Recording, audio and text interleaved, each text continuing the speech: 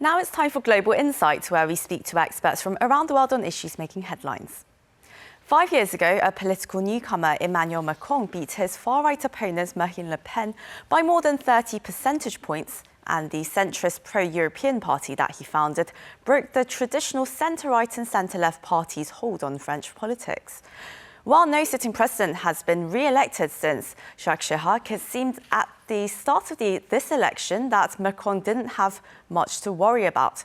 However, the race has been getting closer and closer, with far-right leader Marine Le Pen narrowing the gap in the polls and on the first round of the election on Sunday. So the two are once again set to face off in the second round on April 24th. To discuss the prospects for the race to the Elysee, joining us today is Arthur Goldhammer, Senior Affiliate at the Centre for European Studies at Harvard University. Very warm welcome to you, Dr. Goldhammer. Thank you for inviting me. Thank you so much for joining us. And well, my first question to you, during his presidency, President Macron, he made France more business-friendly. He helped bring about economic recovery from the COVID-19 pandemic. And, it seemed that he was doing quite well in the polls, and he seemed pretty confident that he had the election in the bag. But as the weeks progressed, of course, Marine Le Pen became more and more of a sizable contender. So what happened? Well, it's true that he was confident at the beginning of the campaign.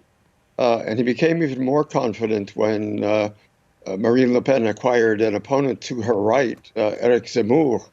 Immediately after Zemmour announced his candidacy, he shot up in the polls.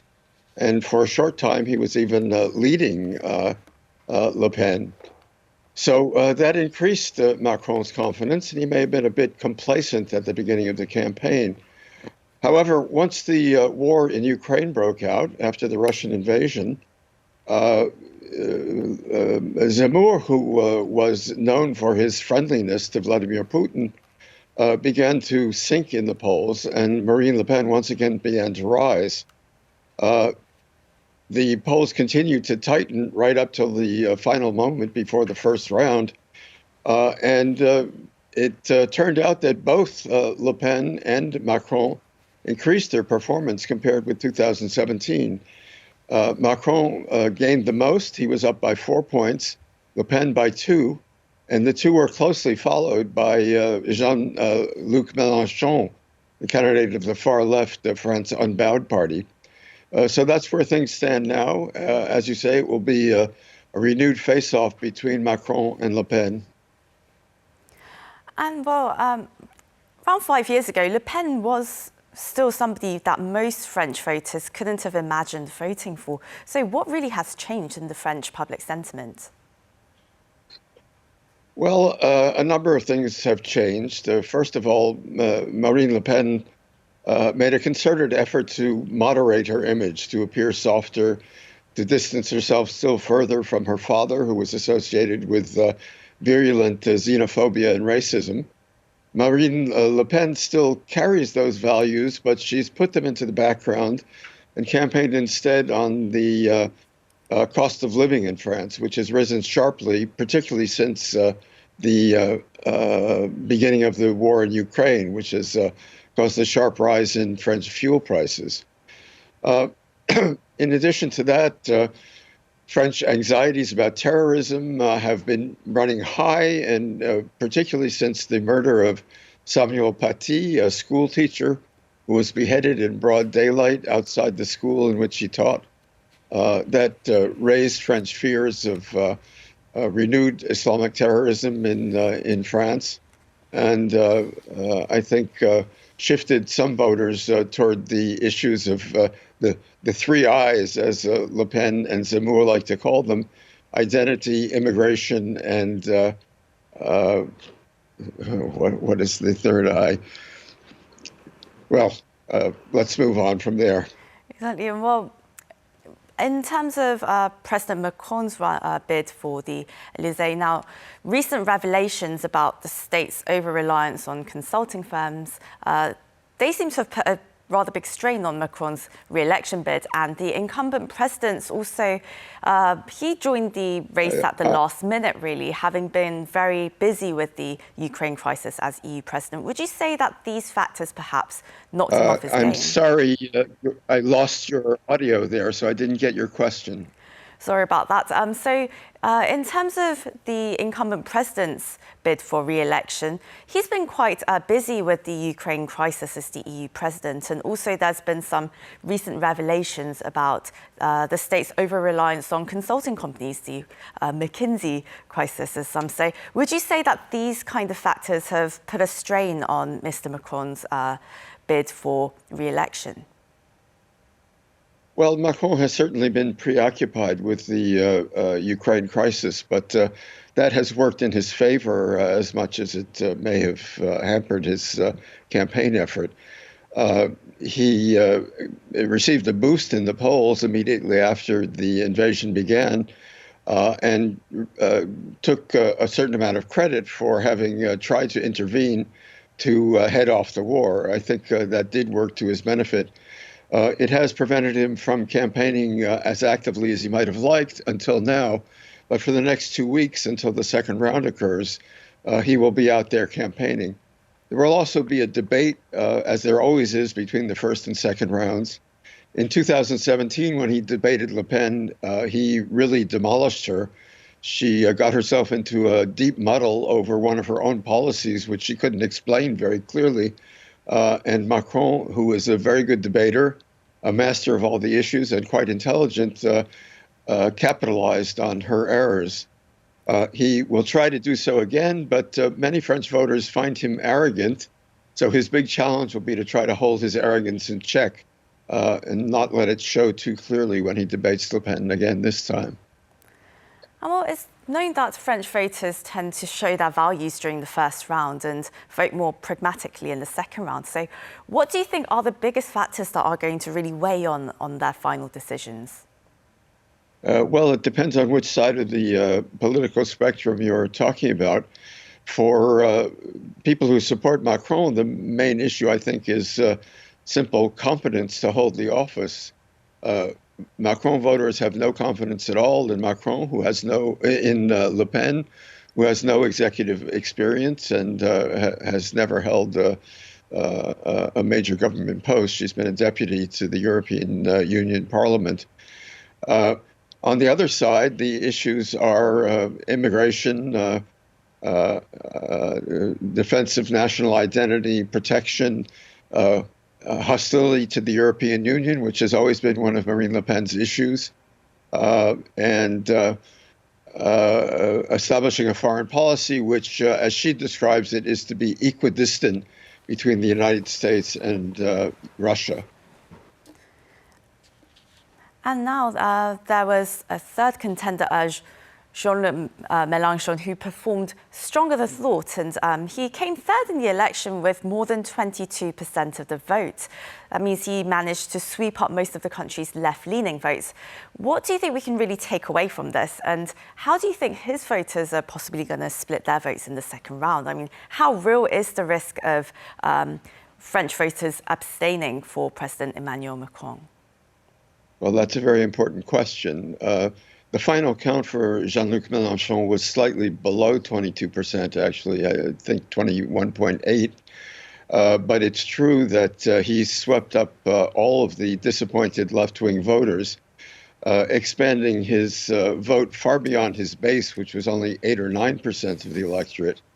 But many people who did not support Melenchon and the platform that he represents nevertheless hoped that he might make it into the second round so that there would be a debate between someone who upholds certain left-wing values and Macron. The big question is how Mélenchon's voters will break between Le Pen and Macron. Everything depends on that. Unlike in 2017, when he made no recommendation to his voters on how to vote, this year he clearly stated that he does not want his voters to vote for Marine Le Pen. Nevertheless, a poll that was taken on election night yesterday showed that 34% of Mélenchon voters at this stage plan to vote for Macron. 30% plan, despite Mélenchon's recommendation that they not do so, they plan to vote for Le Pen. And the remainder have not yet made up their minds or have decided to abstain. So that group will probably decide the election. We'll have to see how they break when the time to vote comes. I think that, plus the results of the debate, will be the deciding factors. And Dr. Goldhammer, a major feature of this election campaign has been the so-called Draughtisation, where many candidates have shifted to the right, including President Macron himself. Do you think the French are now rejecting centrist politics? Well, I think that's not the right way to describe it. Macron himself now occupies what was the center of French politics. When he ran in 2017, he said he was neither of the right nor the left. But once he came into power, most of the steps that he took, most of the measures that he adopted, were seen as right-wing measures, which could have been enacted by any of the center-right candidates who had run for the nomination of the center-right party in 2017.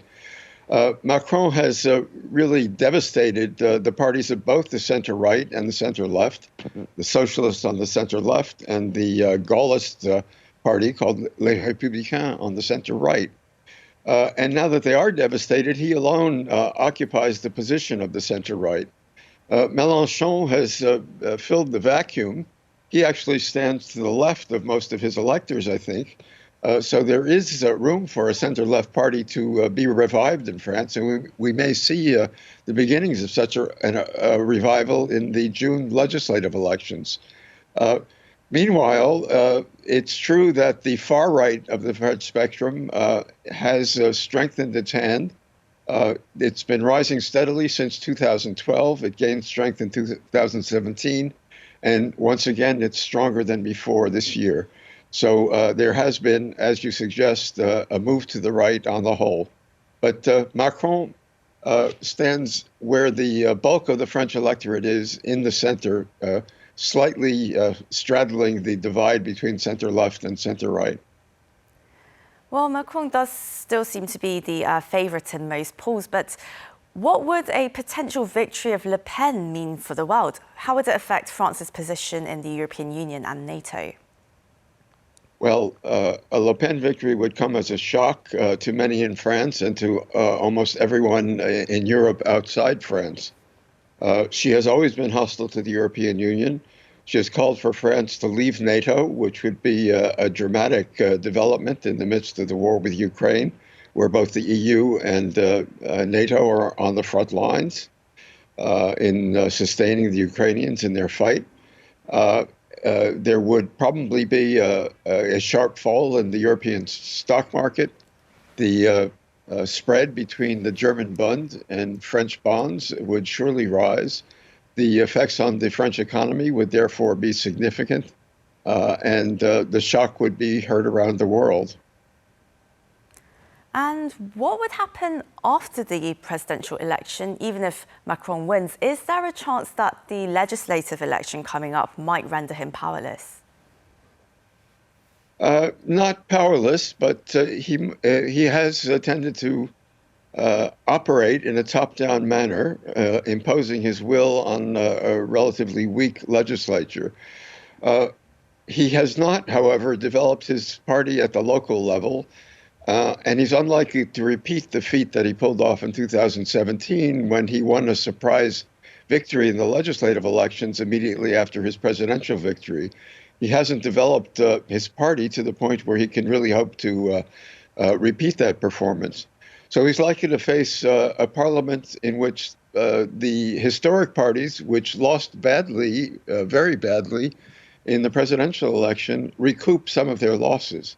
That will force him to enter into some negotiations, particularly on some of his pet reform measures, which include pension reform, which would involve raising the retirement age from 62 to 65.